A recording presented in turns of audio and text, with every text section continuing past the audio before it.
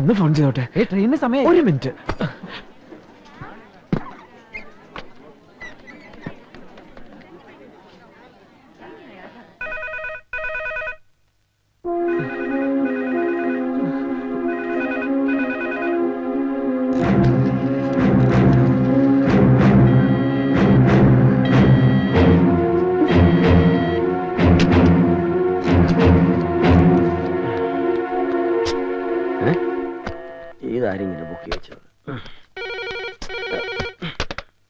Hello hello, wrong number.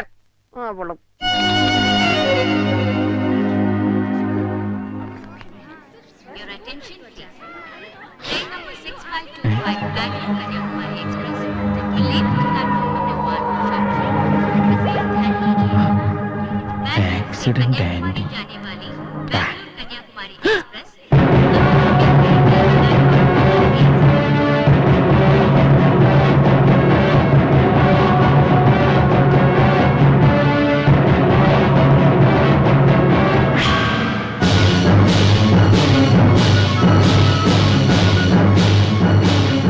എടുക്കുന്നില്ല. എടുക്കില്ല.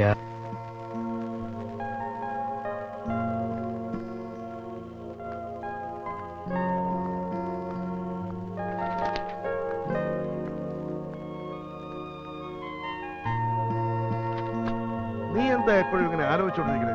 വിഷമിക്കേണ്ടത് അധിക നാളൊന്നും അവനെ ഒളിപ്പിച്ചു വെക്കാൻ ആ കുറിപ്പിന് കഴിയില്ല. എന്നെങ്കിലും അവനോട് പൊങ്ങും. അന്ന് ഞാൻ നിങ്ങളെ കെട്ടു നിർത്തും. അതുകൊണ്ട് എന്റെ മോള് അച്ഛാ, ദേവിയത് ഞാൻ പറയുന്ന കൂടി ഒന്ന് കേൾക്കണം. അവനെ മറക്കാമെന്നാവും. ഇനി നിനക്ക് അവനെ വേണ്ടെങ്കിലും എനിക്ക് വേണം.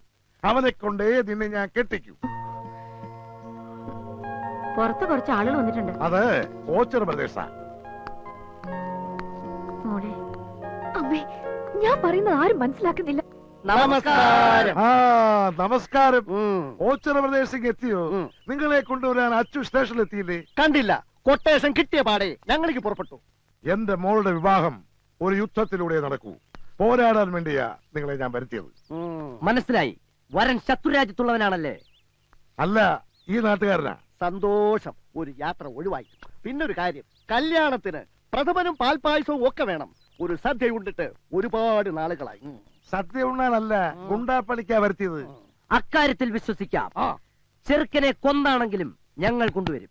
ശവത്തിനെ അല്ല കിട്ടേണ്ടത്, എനിക്ക് അവനെ ജീവനോടെ വേണം. എന്നാലൊരു ഐഡിയ. ചെക്കനെ പിടിച്ച് മുന്നിലിട്ട് തന്നാൽ ഒരു പോറിന് പോലും ഏൽപ്പിക്കാതെ ഇവിടെ എത്തിക്കുന്ന കാര്യം ഞങ്ങൾ ഏറ്റു. ആ, മണ്ടന്മാരാണല്ലേ? അല്ല, ഗുണ്ടകളാ. രണ്ടും ഒന്ന് തന്നെ. ഇനി വേറൊരു മണ്ടൻ നിങ്ങളെ തിരക്ക് റെയിൽവേ സ്റ്റേഷനിൽ കിടന്ന് കറങ്ങുന്നുണ്ടാവും.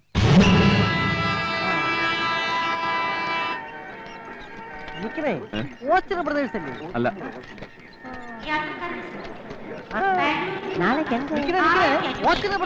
അല്ല, കായലിന്റെ പ്രദേശ. നാസിർക്കാരാടാ. ശരിയാത്.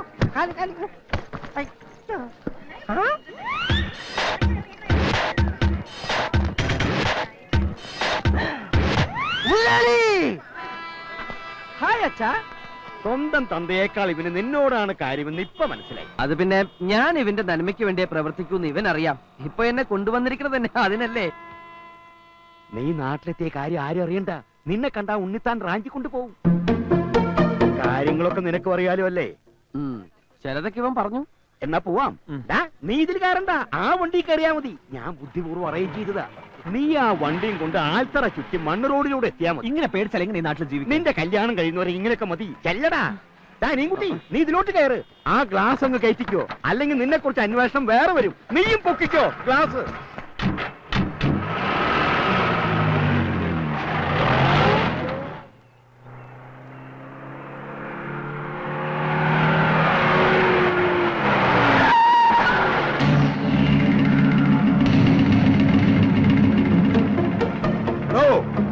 തന്റെ മോനെ ഏത് പാതാളത്തിൽ കൊണ്ട് ഒളിപ്പിച്ചാലും പാതാളക്കരണ്ടി ഉപയോഗിച്ച് ഞാൻ പൊക്കും. ഞാനാ ആ പാതാളക്കരണ്ടി. പുറത്തേക്ക് ഇറങ്ങി വാടോ കുറുപ്പേ. കേസ് കൊടുക്കും, പിണ്ണാക്ക് തീറ്റിക്കും എന്നൊക്കെ പറഞ്ഞ് കുറച്ചുനാൾ മുമ്പ് നീ എന്റെ വീട്ടിൽ വന്ന് വിപ്ലവം സൃഷ്ടിച്ചില്ലേ? അപ്പോഴേ എനിക്ക് തോന്നി നിന്റെ മകനെ നീ തന്നെ മുക്കിയതായിരിക്കുന്നു. മുക്കാൻ അവനെന്താ തുള്ളി നീല? വാചകം വലിച്ച് നിൽക്കാതെ ഇറക്കി വിടറാ അവനെ. ഇറക്കി വിടാനായിട്ട് പിടിച്ച് കയറ്റിച്ചല്ലോ ഞാൻ അവനെ. ഞാൻ കണ്ടതാ. പിടിച്ചിറക്കില്ലടാ. പിടിച്ചിറക്കവനെ. എന്താണ്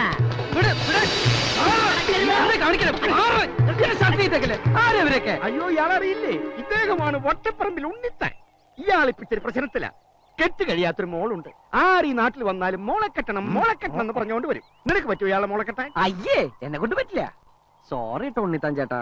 കണ്ടോ, ഇവന് പറ്റില്ല എന്ന്. എന്നാ ഞങ്ങൾ പോയിക്കോട്ടെ, ഇച്ചിരി ധൃതിയുണ്ടേ. നിക്കേ, എനിക്ക് മൊത്തം ഒന്ന് പരിശോധിക്കണം. മൊത്തം ഒന്ന് നോക്കടാ. ഡിക്കി നോക്കണം. അകത്താരെങ്കിലും ഉണ്ടോ? ഇല്ല. ബാക്ക് സീറ്റിന്റെ അടിയിൽ നോക്ക്. എന്താ ഇത്? നീ ഇത് എന്ത് ചെയ്യാ? ദേഹ പരിശോധന നടത്തുകയാ. കുണ്ട പോയ കുടത്തിൽ തപ്പണമെന്നാണല്ലോ.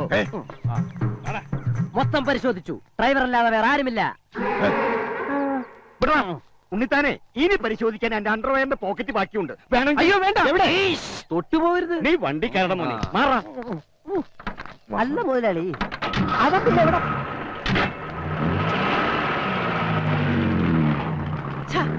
അവൻ ഇതിവിടെ പോയി. ഞാൻ എന്റെ കണ്ണുകൊണ്ട് കണ്ടതാ. നിന്റെ ഈ കണ്ണിയെ കുത്തിപ്പൊട്ടിക്കും. ഇതുള്ളത് ഇല്ലാത്ത കണക്കാ. കേറടാ. ഒന്ന് നിന്നേ. ഏ? അവനെ ഞാൻ കണ്ടുപിടിച്ചു. എവിടെ? വാ, നമുക്കൊരു സിനിമയ്ക്ക് പോവാം. എന്നെ ഒന്ന് പറയാൻ അനുവദിക്കൂ. ഇത് മോർഫിങ്ങാ. സിനിമ കണ്ടാലേ മുതലാളിക്ക് അത് മനസ്സിലാവൂ. കൂടുതൽ പറഞ്ഞാൽ നിന്റെ മോറടിച്ച ഫിങ്ങാക്കും. എന്റെ മുതലാളി, ഇത് കമ്പ്യൂട്ടർ വിദ്യ. ഒരാളെ മറ്റൊരാളാക്കുന്ന ടെക്നോളജി. കൊച്ചുകുറുപ്പിനെ അയാൾ ബാംഗ്ലൂരിൽ കൊണ്ടുപോയി മോർഫിംഗ് നടത്തിയിട്ട് വരിക. ശരിയാണോടാ? സത്യം. ഈ വിദ്യ ഉപയോഗിച്ച് എന്നെ വേണമെങ്കിൽ മോഹൻലാലാക്കാം, മുതലാളിയെ കുരങ്ങാക്കാം, കഴുതയാക്കാം. ഇപ്പോഴും അത് തന്നെ ആണല്ലോ. വിട്ടികളെ, നീ പറഞ്ഞ വിദ്യ ഉള്ളതാണോടാ? സത്യം ഉള്ളത് തന്നെയാ. ശേ, ഇതെന്താടാ നീ നേരത്തെ പറയാത്ത? ബുദ്ധി ഇപ്പോഴല്ലേ വന്നേ. ഷോ, പാവം, വെറുതെ തല്ലി.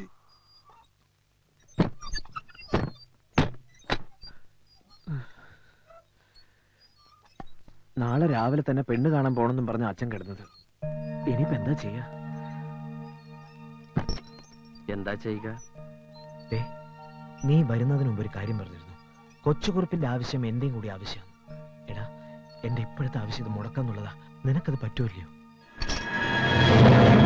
പറ്റും. പറ്റില്ല, പറ്റില്ല. പെണ്ണ് കാണാൻ പോവാൻ ഞാനില്ല എന്ന് നീ എന്തർത്ഥത്തിലാ ഇവന്റെ വക്കാലത്ത് പിടിച്ച് പറയണത്? അതെ, എനിക്കറിയണം. ഒന്നും ഉണ്ടായിട്ടല്ല. കുറച്ചുകൂടി കഴിഞ്ഞിട്ട് മതി കല്യാണം എന്നാ ഇവൻ പറയണേ അല്ലേ? ഇന്ന് തന്നെ കെട്ടണമെന്ന് ഇവനോട് ഞാൻ പറഞ്ഞില്ലല്ലോ. പറഞ്ഞോടാ? ഇല്ല. ഇല്ലാന്ന്. നിനക്ക് വല്ല ചുറ്റിക്കളി ഉണ്ടോ? ഉണ്ടെങ്കിൽ പറ. നിന്നെ അങ്ങോട്ട് കൊന്നുകളയാന്ന് കരുതിയിട്ടാ.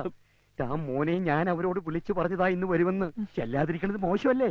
നീ വിഷമിക്കണ്ട. വേണമെങ്കിൽ ഇന്നത്തെ പോക്ക് ക്യാൻസൽ ചെയ്യാട്ടോ. അച്ഛൻ വിളിച്ച് പറഞ്ഞോളൂ ഇന്ന് വരില്ലാന്ന്. അല്ലേ അച്ഛാ? ഇല്ല കൊച്ച, അച്ഛനത് പറയില്ല. അതിനു വേണ്ടി രണ്ടും വാല് പൊക്കണ്ട. നോക്കി നിൽക്കാ ചെന്ന് വണ്ടി കയറണ. ആ ബാംഗ്ലൂരിൽ ചെന്ന് ചീത്ത കൂട്ടുകെട്ടൊക്കെ കൂടി ഇവനാകെ വഷളായിട്ടുണ്ട്. അല്ല അനിയൻ കുട്ടി? കുറച്ച്. രുക്മണി, എന്താ ഒരുങ്ങിയില്ലേ? കഴിഞ്ഞു. ആ, എന്നാ വീട് പൂട്ടിക്കോ. ഞാനിവിടെ ഉണ്ടല്ലോ. ഇല്ല, നീ ഇവിടെ ഇല്ല.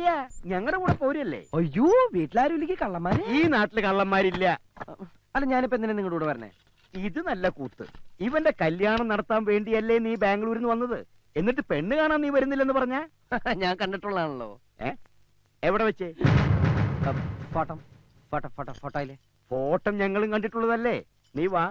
അത് പിന്നെ എനിക്ക് കുറച്ച് ഫോൺ ചെയ്യാനുണ്ട്. പോണ വഴിക്ക് ബൂത്തിൽ നിർത്തി തരാം. ആവശ്യം പോലെ വിളിച്ചോ. താമസിച്ചാലോ? 2-3 ദിവസം എടുക്കോ? എന്നാ നടക്കണ. ഞാനൊന്ന് ഡ്രസ് മാറിക്കോട്ടെ.